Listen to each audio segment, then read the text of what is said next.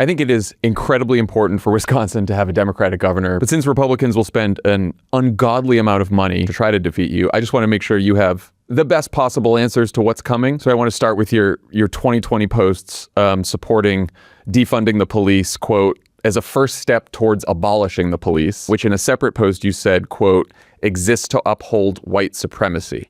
Now, I know you've said you're not running to defund the police. It's not something you can do as governor, and that people's views can evolve. I'm wondering how your views on policing have evolved since 2020. My views have only become stronger in that I'm serious about public safety, and I will not abolish the police.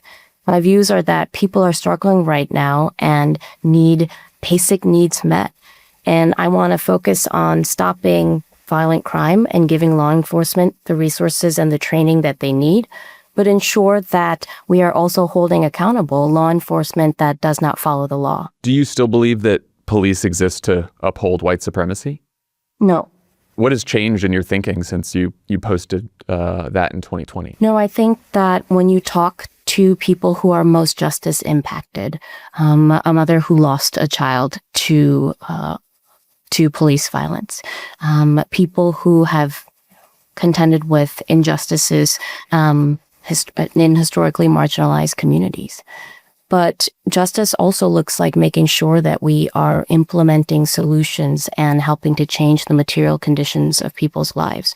So as a legislator over the last 6 years, I've had more conversations with people who are more directly connected to the problems and have learned that it is most important for a public servant like myself to make sure we're looking at sensible, practical solutions that will help keep communities safe. You said during this campaign back in May that there has to be accountability for people who commit crimes. And if you're a governor and people commit crimes, that, quote, incarceration and law enforcement are the systems in place right now.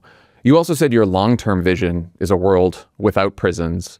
How does that work? What I know is attainable, and the policies that actually meet the urgency of the moment and understanding the realities of it means that we have to ensure that we're funding our local governments, that we're bringing justice to victims, and what may have been more aspirational is not primary. What we need to do is make sure that all people all across Wisconsin have access to great public schools, out-of-school programs, mental health resources, and that we hold law enforcement accountable, but also provide them with the training that they need to help prevent crime and stop crime.